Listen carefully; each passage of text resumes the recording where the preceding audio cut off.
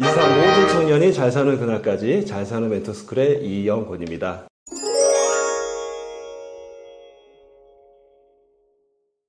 드디어 제가 저희 컨텐츠 이름에 맞는 코너를 새로 만들었습니다. 바로 제 인생의 멘토를 만나다 그 1호 멘토님을 오늘 모시게 됐습니다. 승경아 멘토님을 모시겠습니다. 어서 오세요. 안녕하세요. 승경아입니다.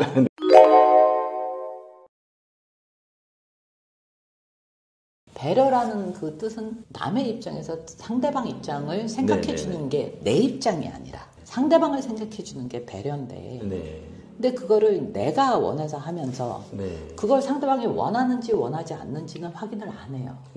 재밌죠? 그러네요. 생각해보니까 정말 그러네요. 그래서 많이들 오해도 쌓이고 갈등도 쌓이고 상처도 받고 그러는 게 근데 어느 정도 관계가 형성이 된 관계라면 저 사람이 왜 저러는지 알아. 저 사람은 나한테 잘해주고 싶어서 그렇다라는 걸 알아. 하지만 그건 내가 원하는 게 아니야. 아, 불편해.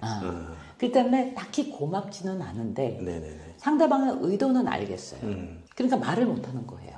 그것도 반대로 배려네요. 그렇죠. 근데 그게 계속 쌓이면 그걸 솔직하게 얘기를 하지 못하고 계속 쌓이면 어떻게 되겠어요? 분노로 나오든지 뭔가 그렇죠. 폭발을 하죠. 그러면 상대방은 황당해. 아니 내가 너한테 얼마나 잘해줬는데? 맞아. 근데 직장에서도 마찬가지예요. 그렇죠. 직장에 가장 그런 일이 많죠. 남녀관계, 부모관계 다 똑같아요. 그러네요. 애인 관계에서도 진짜 그러네요. 그럼요. 예를 들어서 우리 큰 카테고리별로 한번 나눠서 그걸 얘기를 해보자고요. 아무거나 대봐요. 어떤 관계든. 뭐 가장 많이 만나는 관계는 아무래도 직장의 사회적인 관계, 그 다음에 이제 집에 와서는 가정의 관계. 그 두 가지가 제일 크죠. 그렇죠? 그렇게 가장 크지 않을까 싶습니다. 그럼 우리 직장 얘기부터 해봅시다. 우리 이 대표가 내 상사예요. 제가요?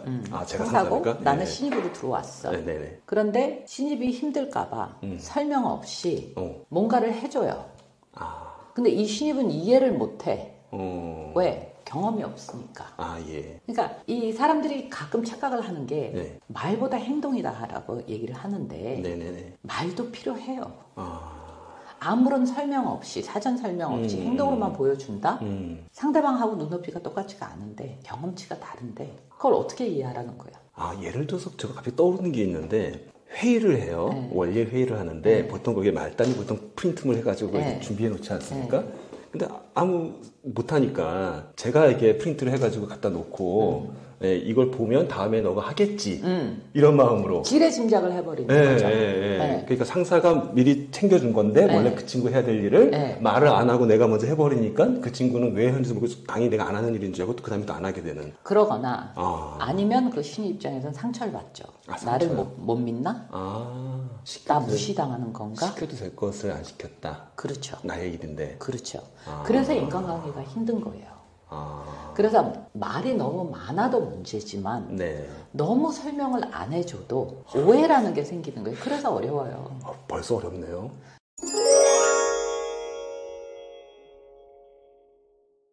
근데 그거를 어렵게만 생각하면은 혼자 살아야 돼. 그래서 지시라는 건 굉장히 명확하고 간단 명료해야 돼. 그러니까 오히려 명확하게 지시를 내리는 게 오히려 정확한 배려가 될 수 있겠네요. 당연하죠. 직장 생활에서는. 그게 리더들이 해야 되는 거예요. 윗사람이 해야 되는 건 명확한 지시예요.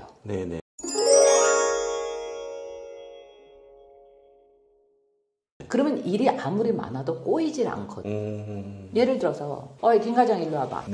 이거 해서 빨리 알려줘. 좀 이따 또 불러. 이건 어떻게 됐어? 저건 어떻게 됐어? 이렇게 중구난방으로 해버리면 밑에 있는 사람들이 일을 할 수가 없어요. 시켜놓고 이거 물어보고. 그렇죠. 그랬을 때 예를 들어서 팀장 회의를 하거나 뭐 대표가 아니면 뭐 부서장이 저 같은 경우는 그 공정에 필요한 팀장들을 다 부릅니다.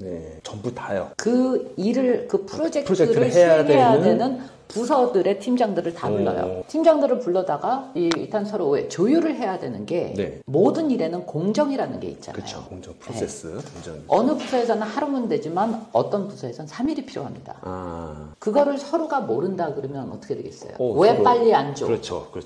불협화음 생기죠. 근데 그걸 서로가 얘기를 해서 나 그거 하려면 3일이 필요하니까 그걸 확보를 해 주시오. 나 이쪽에서는 이틀이 필요한데 만약에 10가지 공정이라 그러면 그때 어떡할 거예요? 그걸 서로 모른다 그러면 어떻게 되겠어요? 서로 네가 잘했네 잘못했네 하고 그쵸. 싸우겠죠. 책임 전가하고. 순서 잘못해가지고 또 그렇죠.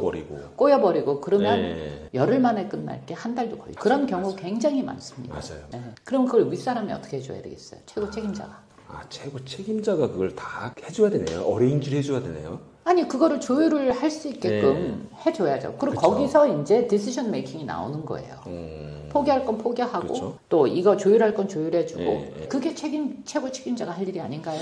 제가 왠지 떠오르는 생각이 최고 책임자는 보통 이거 하니까 이거 서로 합의하셔서 해놓으세요 하고서 자리 뜨고 알아서 회의에서 정하기를 원하시는 경우가 가끔 있잖아요. 그렇게 할 수 있을 때는 모든 시스템이 제자리에 들어있을 때. 그런데 그건 대기업이나 가능한 일이고요. 대기업도 어려울 것 같은데요, 왠지?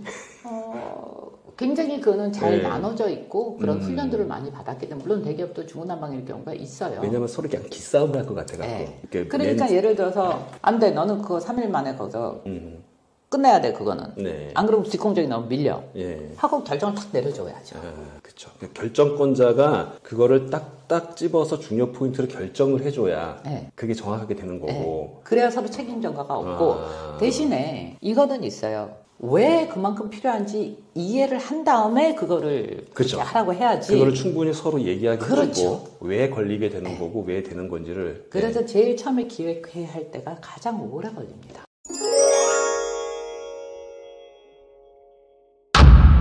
본 콘텐츠는 여러분의 참여로 더욱 풍성해집니다. 여러분이 멘토님께 묻고 싶은 생활 속의 애로사항을 댓글로 남겨주세요. 성의껏 답변 드리겠습니다.